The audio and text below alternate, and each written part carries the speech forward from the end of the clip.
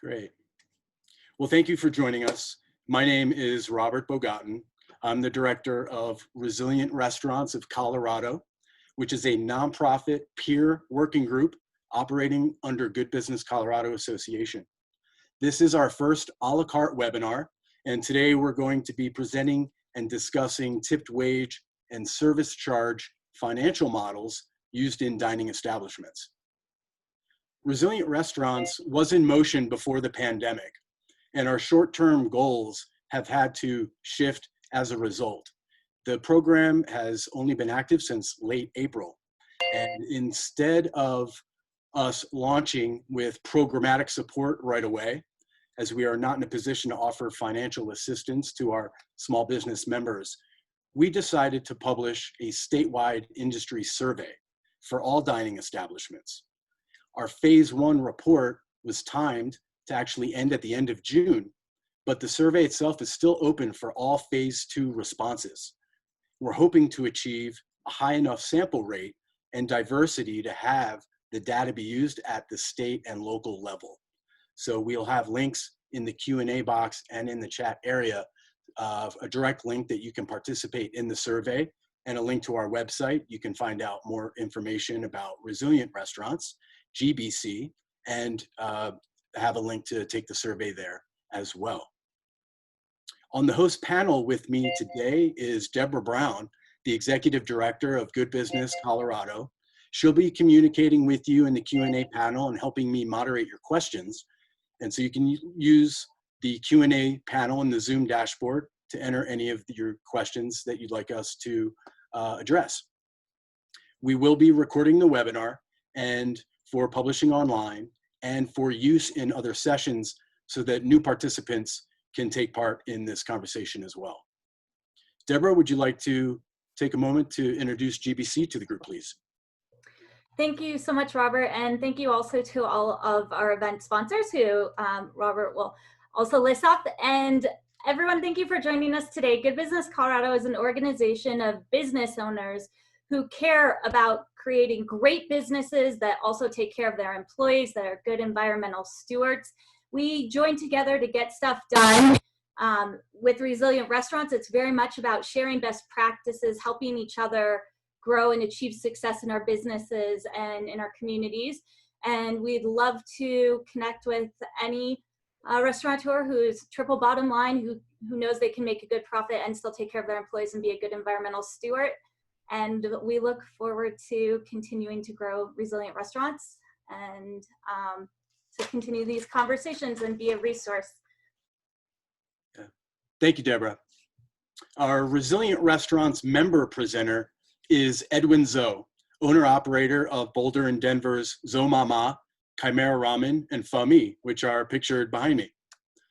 Edwin is also the treasurer and secretary of the board for Colorado, Good Business Colorado, and is a GBC founding member. He has been gracious enough to prepare simplified payroll and P&L spreadsheets based on his own professional experiment, running his restaurants and using various compensation models. He's presenting his conclusions, and we will use the remainder of our time to answer your questions. A little bit of background on me before we begin so you understand my perspective. There have been 2 restaurants in my family, a pizzeria, cheesesteak shop in West Philly when I was growing up, and a 150-seat bar and grill serving breakfast, lunch, and dinner in Boulder County. And I ran that restaurant for a few years before we sold it a few years ago. I've also been a tip server at a fast casual national chain and a local fine dining fish market in Colorado. Both of those jobs were over 20 years ago. Most of my career, though, however, has been developing products and services in personal health and sustainability markets for consumers, for retailers, and for Fortune 500 companies. I'm an award-winning sustainability systems developer, corporate social responsibility reporter, and I once held the gold designation in the Colorado Environmental Leadership Program. Unfortunately, I was never able to apply my values-driven principles in my family restaurants. And that brings me a lot of inspiration to direct Resilient Restaurants and address the needs of your business so that you can have access to information and the support that allows you to make the best decisions you can for your restaurant, your brewery, your cafe, distillery, or bar. So this webinar is a moderated peer-to-peer presentation, and we look forward to getting into the discussion after Edwin is finished walking us through his financials. So here's what we're going to be looking at, and we're going to concentrate on 4 compensation models today. The first one is the traditional model of tipped front of house and hourly back of house. The second is a tipping pool based on a minimum wage base. We have a service charge that's coupled, and we have a decoupled service charge model that we're going to look at. Now, each of these 4 models is going to be presented in 2 different scenarios. The first scenario is with our current minimum wage in place in Colorado and the tipped wage credit. The second is a pro forma that is looking at when minimum wage is $15 and there is no tipped wage credit. So the best financial models to adopt now as we redesign our businesses for a new economic and cultural reality are ones that provide sufficient survival tactics that meet our immediate needs. And we need to be proactive in addressing the shortcomings, the many shortcomings of the restaurant industry before the pandemic. And we need to have a strategic foundation from which we can grow our businesses 5 to 10 years from now. So we need to be proactive, and especially important right now, what kind of business models we're going to have in place as we recover.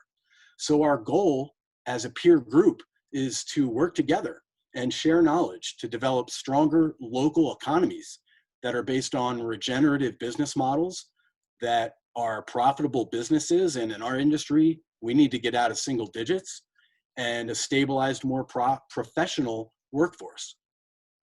So the spreadsheets are based on Edwin's actual businesses, but they're simplified and standardized so that we can make our comparisons easier.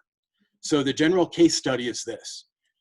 All the 4 models are presented as a business doing $1 million in annual sales, 7 front of house employees, 7 back of house employees, an office assistant at $15 an hour, and a general manager salaried at $50,000 a year. So given those basic parameters, I'm going to turn things over to Edwin, and we're going to jump into some financials. And feel free to post your questions in the meantime.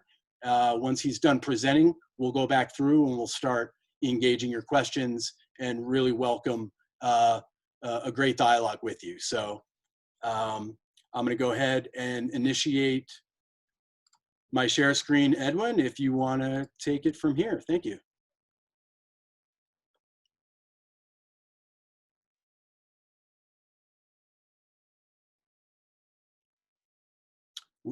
We need some audio.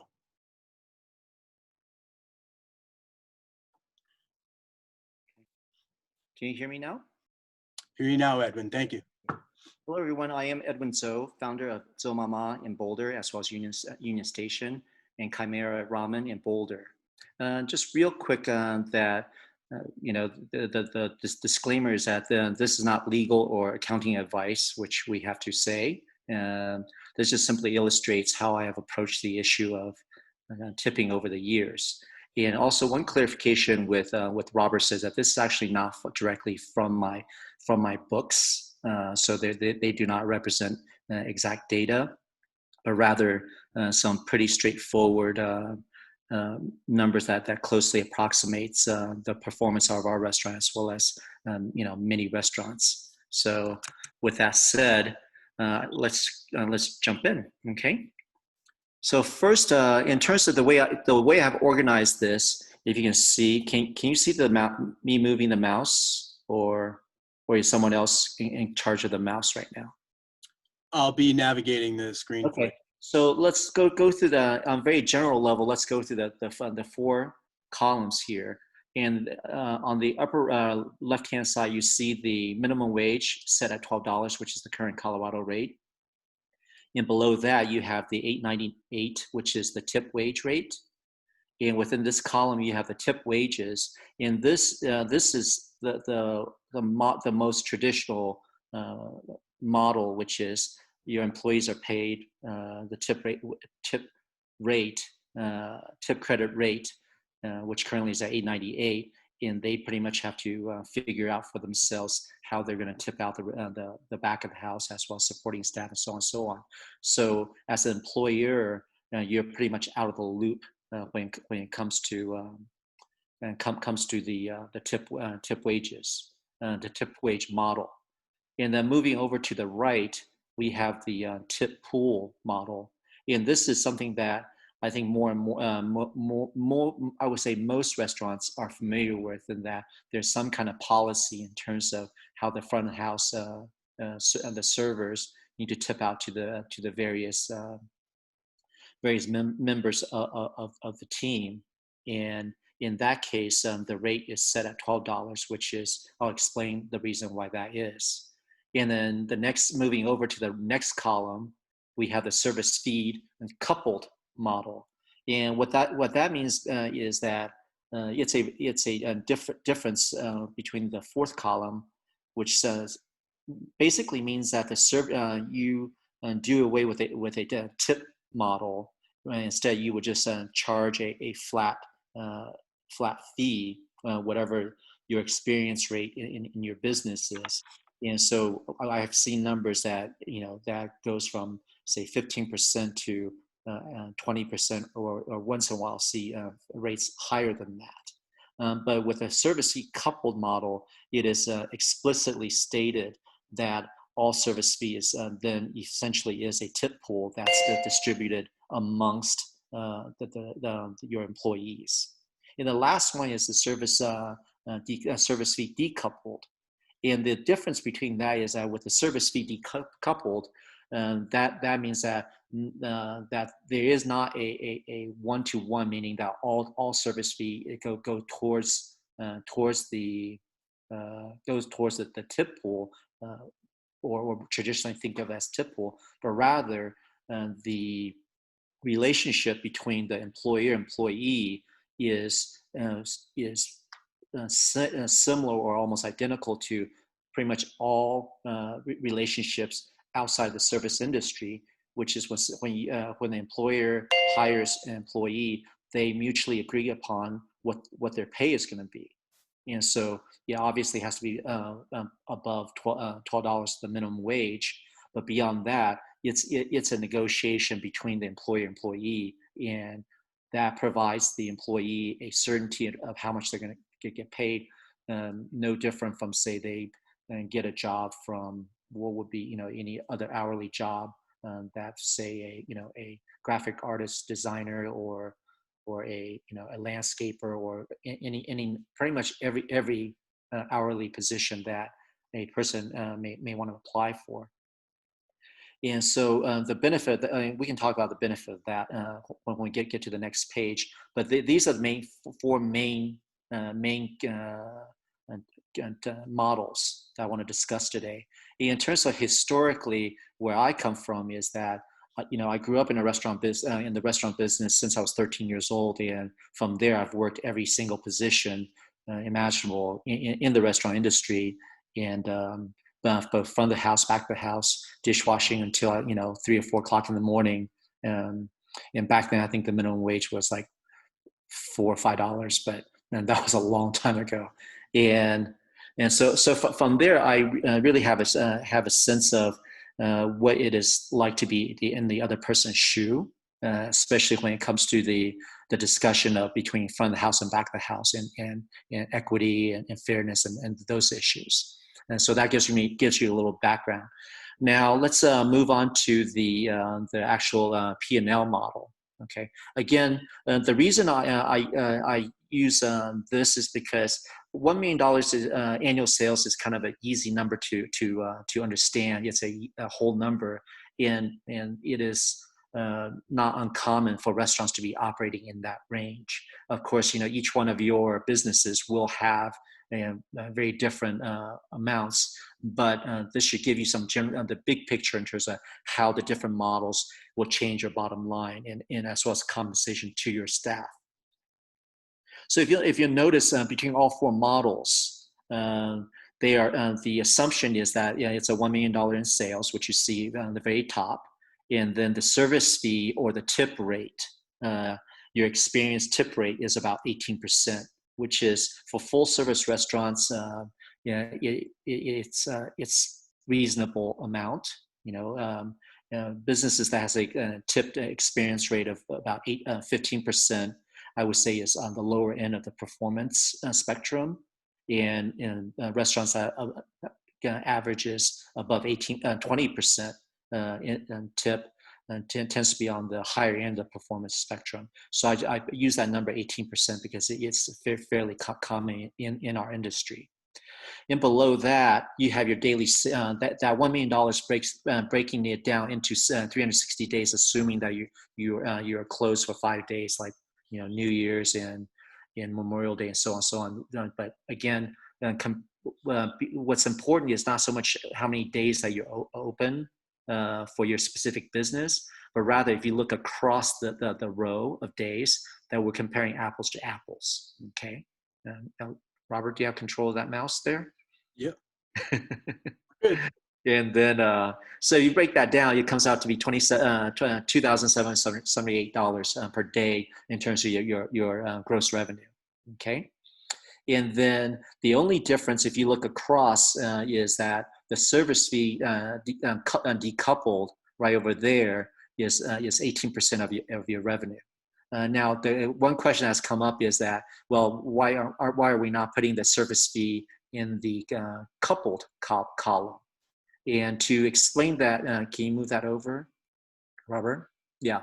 The simple reason for that is in order to right above that, there's a daily service fee. The simple answer for that is because it has the service fee couple and typical couple is essentially two in the same, in that all the tips are flowing into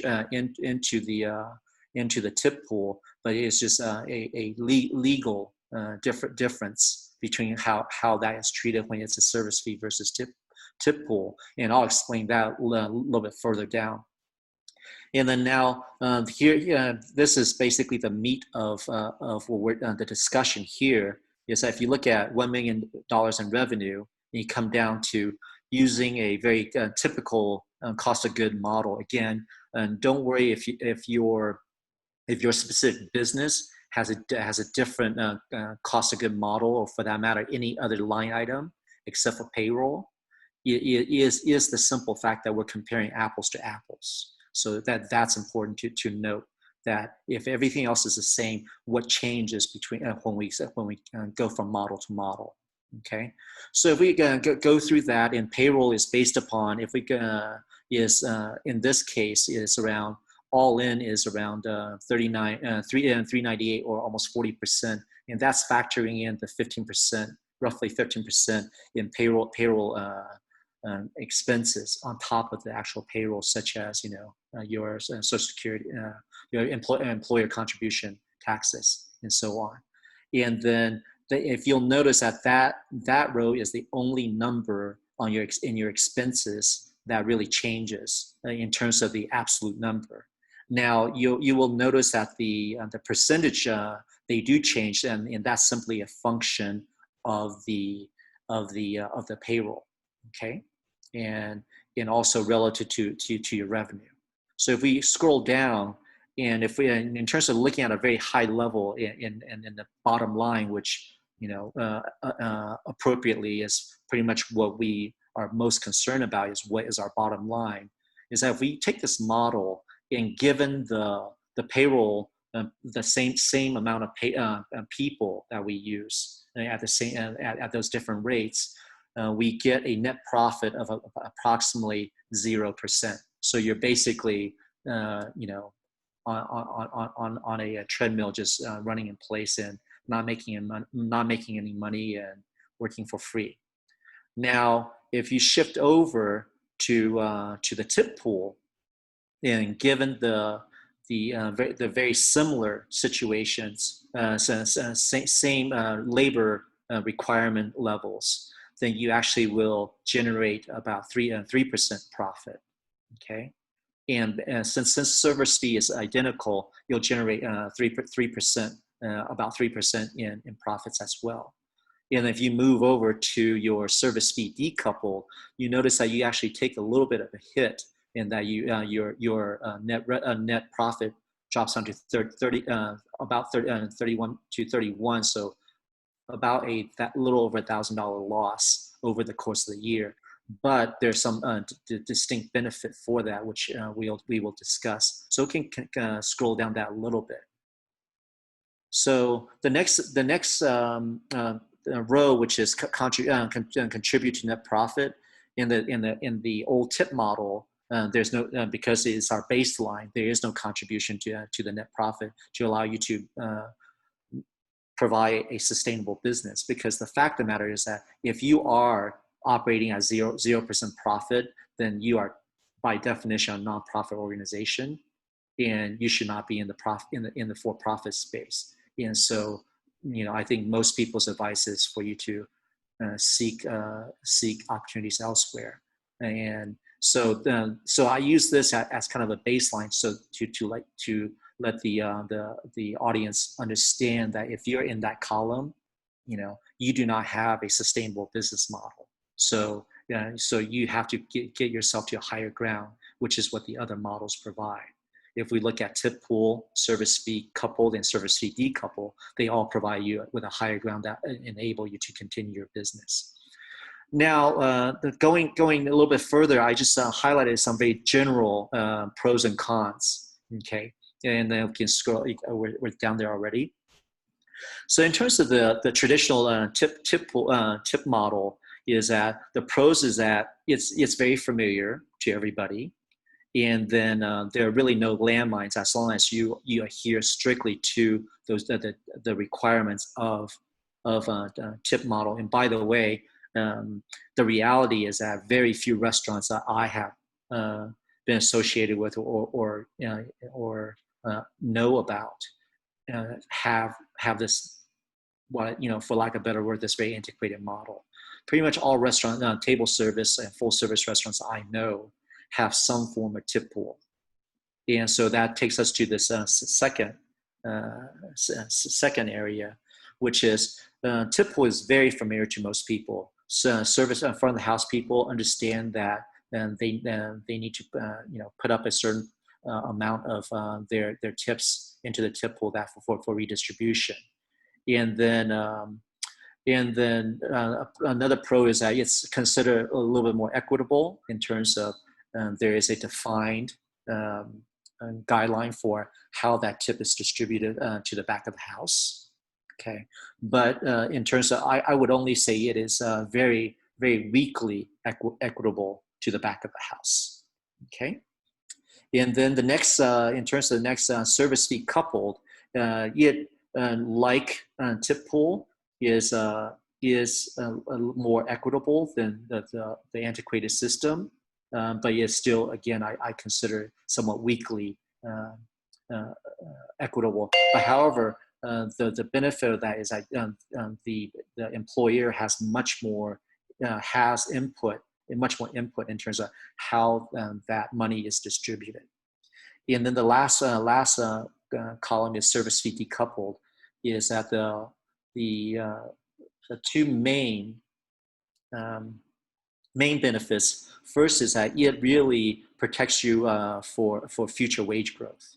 And for those of us who have been involved in this with this issue in this space, is that it's coming fast. In fact, it has already come fast. In just the past about 3 to 4 years, wages in Colorado alone has increased from somewhere around $8 to now $12. Now, doesn't take a math genius to understand that alone accounts for a 50% increase, or somewhere in that ballpark, a roughly 50% increase in your labor cost, just on minimum wage side.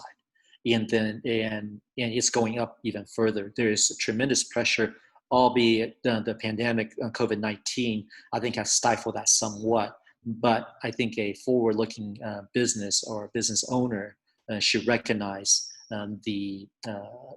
what's coming down the pike. So the service fee decouple, which I'll show you in the next set of data, how you can basically future-proof much further out with regards to with regards to wage growth. Is it possible to scroll that up a little bit, Robert? No, so I'm scroll down a little bit. Yeah, so I can't see the cons very well, so if we can get to the cons, or I just need to unpin this. Yeah. I'm sorry, that's as far as I can scroll to PDF. That's good. I'll just unpin this somewhere else then. Thank you. So, video to, okay. There we go. So let's go with the cons in terms of the traditional tip model. Here is that there's wage stagnation, specifically that on a community level, not just within our own business, is that our communities, low income workers will face stagnation because they are especially the back of the house. They are based and they're they have very little room to work with when they're only making $12 an hour. I mean, that take home is what is that, around 480 let's see, 40 hours times 12, yeah, $480 a week take home, actually not take home, but just gross pay after tips. So and there's definitely stagnation there. And then also there's there's inequity between the back of the house and the front of the house. And for that purpose, I think it's almost don't want to show any disrespect, but waste of our time to even be talking about this model, because there's just so many things wrong with it. And I can go further in details with that. And then if we look at the tip pool, and then there's also wage stagnation there. But even worse, which is something I really want to highlight to employers, that most employers I don't think fully appreciate, is the legal landmines when you are in a tip pool system. Let's see, there examples of those landmines is that there's disagreement between federal and state tip wage regulations. So potentially, when you have a tip pool that's fully compliant with the federal, it may not and likely will not be compliant with the state level, and vice versa. And even amongst the courts, amongst the courts, there is disagreement with how to apply those regulations. For example, I think this was several years ago. I think the San Francisco Federal District Court, I think it's District Court number 9, came down with a ruling. I think it's Comby versus Woody Woo or some very important case regarding tip wages. They came down with a ruling, but it only applied to let me check something here. It only applied to that district, the 9th district. And then I believe it was last year, District 10 had to basically look at a similar question that's brought before it, and they had to provide a ruling with how to address that. So there's no there is no well-defined expectation of how these things are going to be defined, be enforced. And then even within the state, it's basically it's in flux. In that, my understanding was that previously, there are regulations that in order to have a tip pool that adheres to the regulations, you have to provide a poster, which I rarely see in restaurants. And for those of us in the restaurant industry, we probably know that most businesses do not even bother to put that sign up. And now there are new sets of regulation. So if you have a tip pool, you have to be prepared to walk through those landmines. And a personal acquaintance and a friend of mine who's a restaurant operator had employees sue, even though that employee was front of house and was making probably easily $30, $40 an hour, still sue the employer for not adhering to the regulations, and he had to settle. And the losers were the employers, the employer, and in the back of the house. Okay. And then the service fee coupled is wage. The cons are wage stagnation, which we can go through the labor section, and then another con against the service fee coupled is it is unfamiliar to most people. Again, most people think of when they go to a restaurant that they get to put in whatever amount of tips they want, and then for the service staff, they tend to think that whatever fee or service fee is provided somehow belongs to them. There's definitely a me mentality when it comes to tip pool and tips, as well as service fee coupled model. And then the last one is service fee decoupled, which the only con that I would say in the big picture really is it's unfamiliar to most people. But if you're outside of United States, it's actually the no service fee or basically no tip is really the norm outside the United States. And people have proposed that somehow taking away the tip is going to diminish the quality of service. And for any of us who have traveled abroad, that's simply not true. I think it's more of a cultural thing, and also, frankly, a red herring to think that somehow if tips were not involved, that service is going to suffer. Okay, and then moving down, let's see, to the payroll section. If we can move down to that. Okay, let's take a look at that real quick. Do you want to stay with the current minimum wage? Yeah, the current minimum wage first. Yeah. Okay. So we can go to current minimum wage. If you see I want to make sure that we understand that each one of your business or your restaurant will have different set. If you can highlight the number of bartenders, number of servers, so on, and the total hours worked, all those things, your restaurant will be different. But that's not really the point here. The point is that when you compare, if you have whatever it is, and you plug that in across all four models, that's when we're comparing apples to apples. And if we look across under the tip wages, and the reason another question that's come up is what about how much the employees make? Is the reason we don't include that is first and foremost, it's outside the scope of what the employer needs to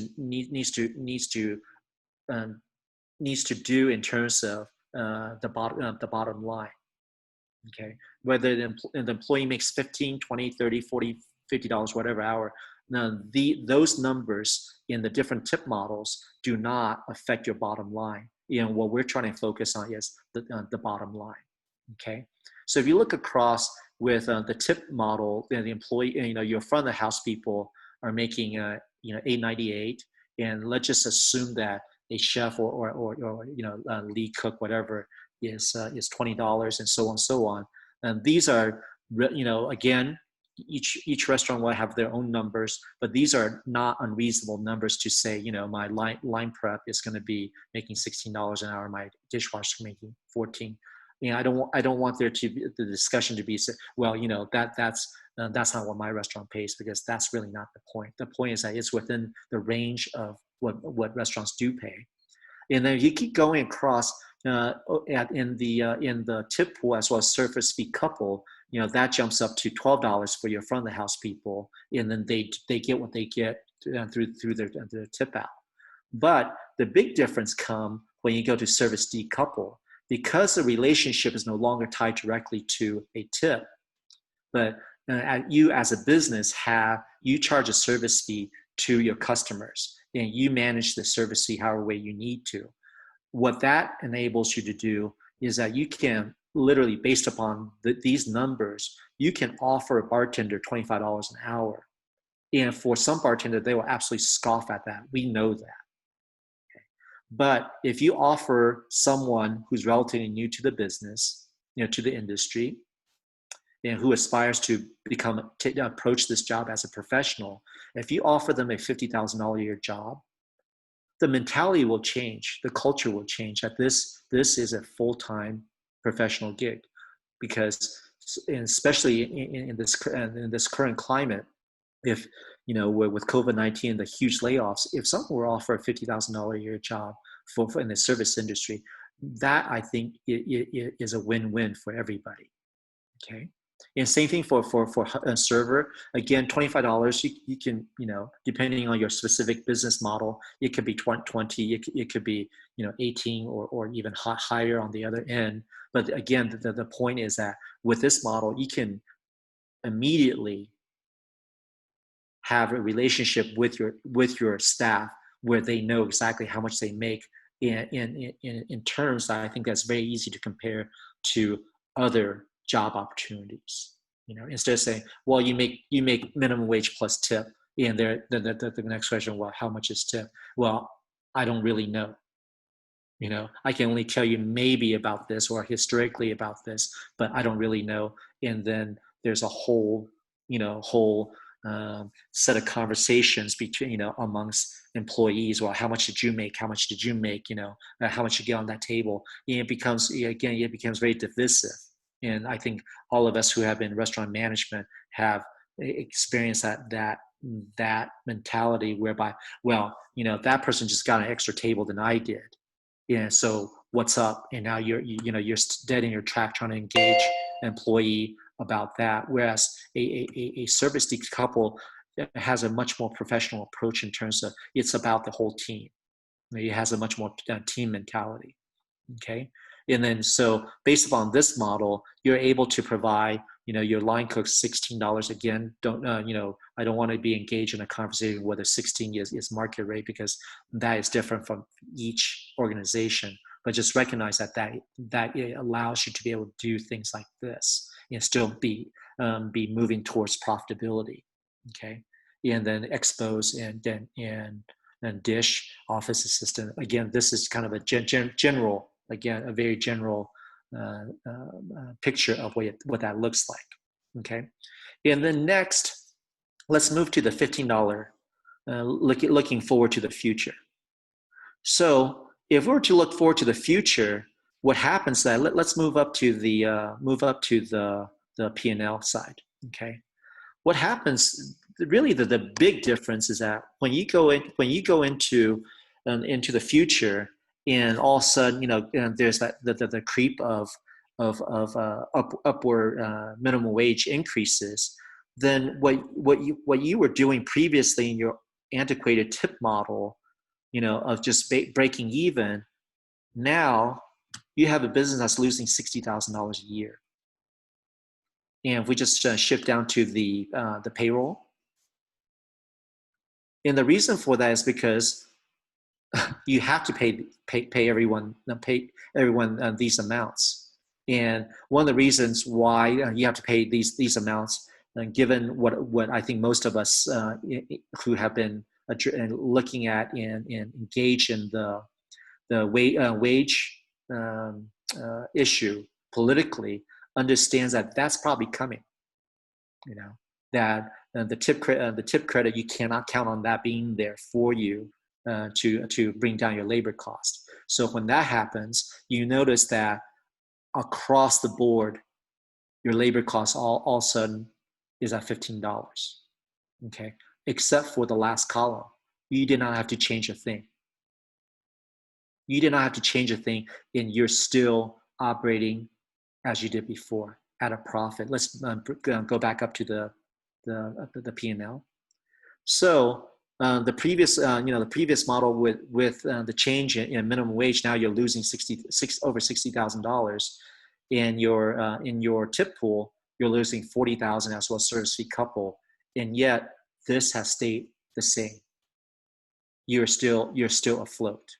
So that is why I have I started looking at this issue for quite a number of years, and really decided to start making changes about 6-7 years ago to shift towards and frankly, this is actually evolutionary for me, because I used to be in the antiquated tip model. Then I said, how about try tip pool? Went to the tip pool model, realized that was not going to work. Try service fee decouple, and looking at that and realize that given the direction that the industry is heading, that is not going to last either. So finally, I came to the conclusion that the service fee model is really the way to go for my business. And I would venture to say, given these numbers, as you can see, what's going to happen in the future is that restaurants as a whole really need to consider adopting this. And also in terms of adoption, I feel so that we're not the walking the plank by ourselves, which is basically what I have done, because I'm not really smart that way, is actually when you have a community that's committed to it, having that discussion within the community of businesses. Say, if you're in Fort Collins, you're in Loveland, you're in Boulder, you're in Thornton, whatever community you're in, that there's that discussion of with feeling like this is the better way forward. Then the more restaurants that join in, the more normal it will seem. And if the more normal it is, then the easier time you're going to have with adoption vis-a-vis your guest experience. Okay. And then the last thing I want to discuss, which is a little bit more on the social equity and social justice side, is I do want to speak to the whole concept of tipping. Is that, I used to be a server, and I've always thought of myself as being pretty good server. Is I also understand, deep down inside the unfair aspect of it. Is that as a college student, when I was waiting on tables, I can pull in easily 50% more than the cooks. And do I work harder than they do? Am I smarter than they are? None of that's true. It's simply by virtue of the fact that there is a structural inequity built in to the front of the house and back of the house. And in terms of, that's just one aspect of the inequity. And when we talk about front of the house, back of the house, I literally have bussers, in high school with little training, except for the fact that they're wearing a different set of clothes in their front of the house, who make sometimes $20 an hour, while my dishwasher, and I just could not pay them enough to be anywhere near what a busser makes. And in all the different models, you'll be hard pressed to ever reach that level of equity, unless you move towards a service fee decoupled model. With the negotiations, when someone relatively new to the industry and low skill level say, you know what, minimum wage is $12, I'll pay you $15, all in, and you don't. There is no tip. There's no discussion of tip, because the service fee is not a tip. Also recognize that service fee is not a tip. It is a fee that you charge to your guests, and the same way that you charge for a glass of Chardonnay or a steak. And then second is that there's also inequity versus in terms of gender equity. Is that I think most of us recognize that they quote unquote physically more attractive, and also women tend to be the beneficiary of higher tips, but there's a huge price to be paid for that. And I think that's the part that most people don't recognize. The price that they pay is that sexual harassment is a huge problem in the service industry, and women, I think it is very easy for us to understand women subject themselves to tremendous sexual harassment because of tipping. they have to put up with the comments, the cat calls and all various. And frankly, I mean, have anyone heard of Hooters? It's like the entire model is based upon sexualization, and for those of us who are concerned about social equity, is that is not, to me, that is not a price worth paying, in terms of having a tip model. And then the last part is in terms of inequity for people of color. And I think this is especially topical right now, is that people of color have generally, and immigrants have generally been relegated to the back of the house because of a variety of reasons. Language, I understand that we have to be able to communicate with our guests. So language is a requirement. I get that part, but there are other aspects of it that you just cannot square with the tipping system. Is that the history of tipping, if I understand correctly, actually came as a result of the end of slavery, where there were a vast number of African or Black Americans who were no longer slaves, but they didn't have jobs, so they were forced to basically work for free in hopes of getting tips as porters in railroad stations. And also, in addition to that, we look at immigrants. People of color generally are relegated to the back of the house. I think anyone who dispute that is not, don't have their eyes open, or just haven't been to very many restaurants. And even when people do get to the front of the house, people of color are. And this is actually bears out in, I believe it's a Cornell, but I can forward the study. It bears out that people of color generally make less tips. And anecdotally, when I mentioned this to one of my employees who worked at other restaurants, he immediately jumped up. He was a young white man.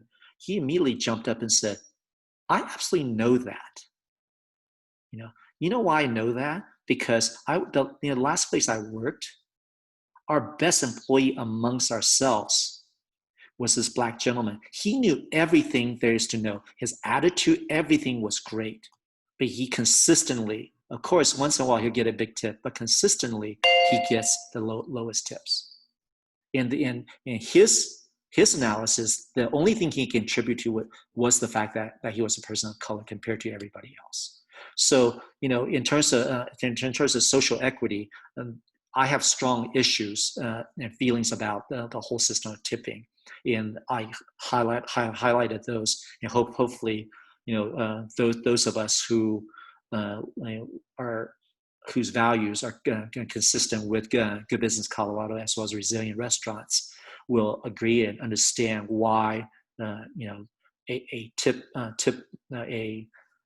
service fee decoupled model will be able to address these things. Okay. With that said, I thank you so much for everyone's time, and I'll open up to questions.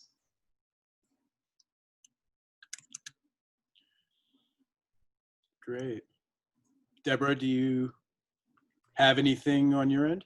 We don't have any questions in the chat box yet. Please feel free to either raise your hand or just put a question in the Q&A if you have something that you would like to talk about or ask a question about. Yeah. Great. In the meantime, I did just want to thank our co-sponsors who supported the webinar today. The Pueblo Latino Chamber of Commerce, Downtown Colorado, Inc., Community Wealth Building, and of course, Raise as well. So thank you for them. I will stop the screen share so we can just maybe wrap things up. I do see something in the chat here.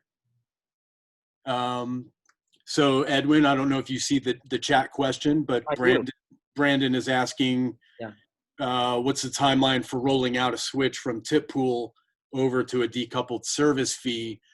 What would you recommend in terms of a time frame of being able to execute and adopt a new model? Boy, that's a really good question.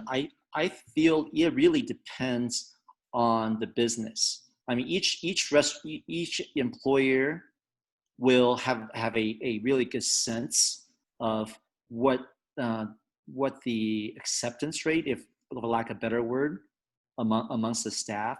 And I am not going to sugarcoat this to anybody that it is a really hard switch to make. You will have to be prepared to lose a lot of your front of the house people, because the culture is so ingrained that they are there to come in for a few hours and make huge amounts of money, especially for successful operations.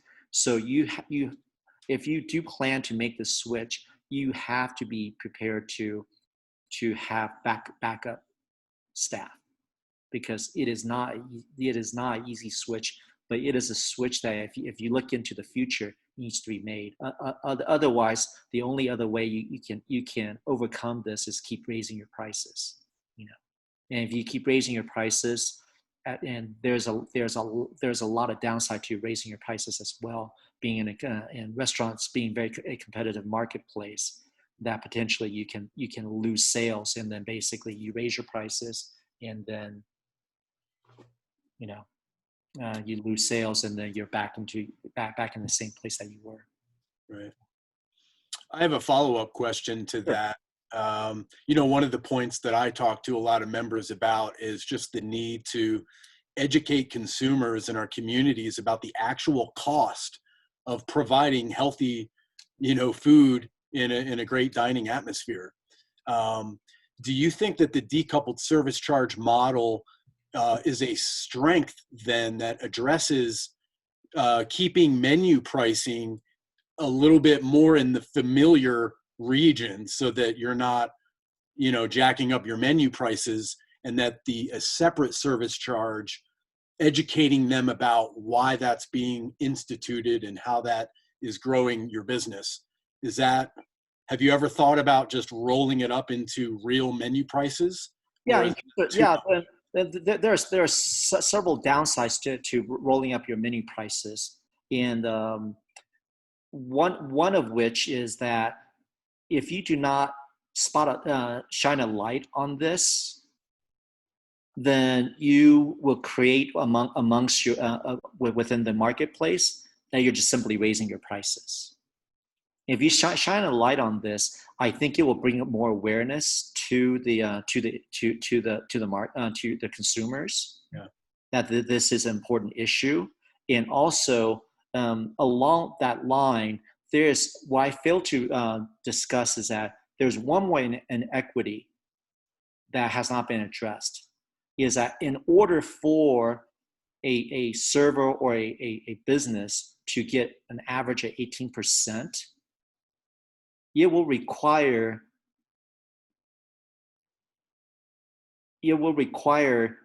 every time someone who wants to game the system and not tip, that other people of goodwill to over tip to get to that average. So in terms of equity, there's a lack of fairness that's there as well, because we servers know that certain customers, doesn't matter what kind of service you give them, you're not going to get more than 10% out of them. Right. And sometimes there are some customers that just will not tip, or they will find every reason for the to deduct tip from the norm. Like, right. Oh yeah, you forgot my water, therefore I'm going to pay, give you, $5 less. It just goes on and on and on. The different things. So even outward facing, customer to customer, there's inequity there. So I think I kind of drifted apart from your question. Would you mind just reminding me? That's what happens when you get old. So what was the original question? Yeah, well, just the idea was, how do we present into menu price. Yeah. pricing versus Yeah. the equitable measures of, Yeah. hey, this money is going to really good use. Yeah. But And where does our educational priorities lie with, sharing with customers? You can't get a locally supplied healthy meal for $10 correct. anymore. Like that kind of. The one of the challenges that we have is that when I can't really be sure, I would say a lot of restaurateurs cannot really be sure that when people say, well, I really value, sustainability in terms of ingredients, sourcing, so on, so on, so on, Right. and will they actually pay for it? And I think by having a service fee versus building the price in like I believe Danny Meyer, someone that I think most of us in the industry greatly respect, and actually did the model where everything's built in. There's just simply no tipping, and he went through just tremendous hardship in terms of adoption. I need to check in, in terms of what's the latest with that. Yeah. But I think by having a service fee is certainly saying that you don't that tipping is not necessary, or there's no tipping. On top of that, then I think you said there is an element of familiarity with people. Say, well, okay, instead of tipping, I'm just paying a service fee. Fair enough. Move on.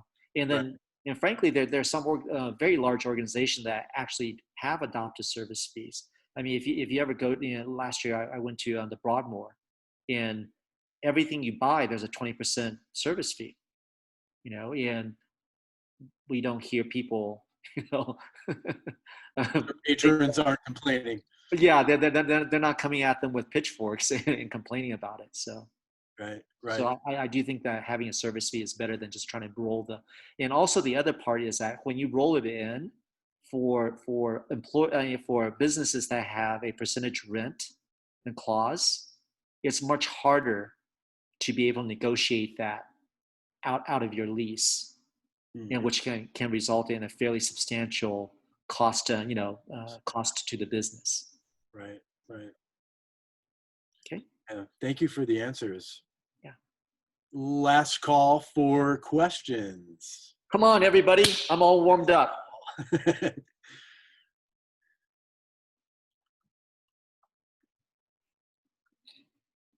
Have your employees responded really positively to the decoupled model, and will you be using it in all of your concepts? Well, it does it work for all your concepts? Well, in terms of I think the most difficult type of restaurants are full service because it's such an ingrained system.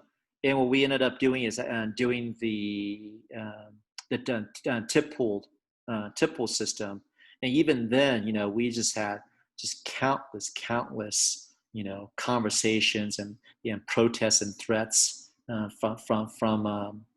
from employees. There'll be invariably every one or two a year employee feel like they know the laws better than we do and threaten to take us until we basically point them to the Colorado Unemployment the Department of Labor's website in terms of what that says. In terms of the back of the house, it's a definite win for the back of the house because then they're treated more equally in terms of the relationship.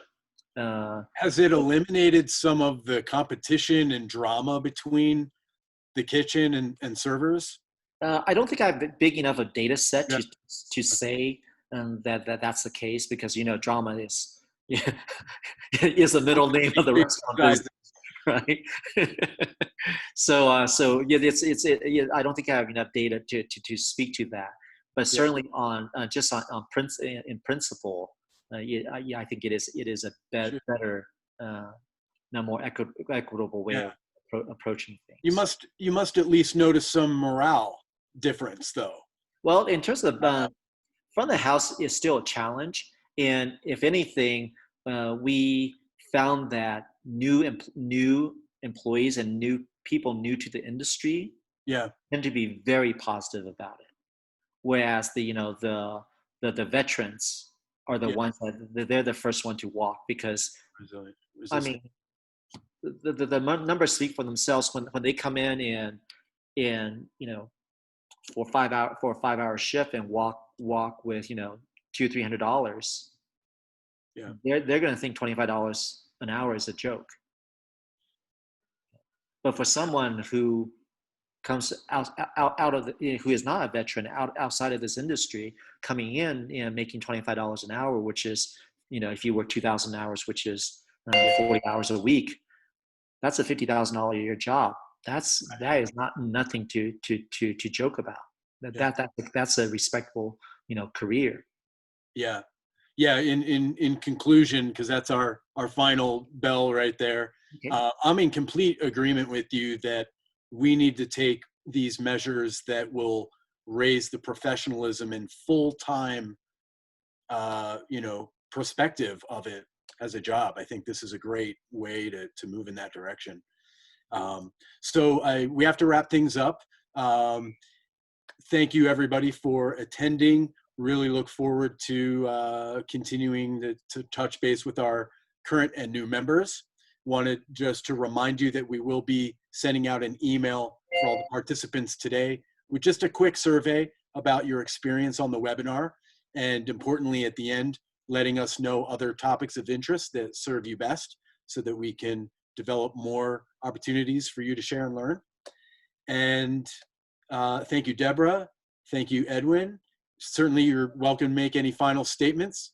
And I will say goodbye and good night to everyone. Thank you. And I love your graphic background. Thank you. I need to learn how to do that. This is circa Friday when I came to see you. Oh, really? That's great. I'm gonna do one where I'm just in the sky, with clouds in the background. Look like I'm just flying. Nice. I can appreciate that.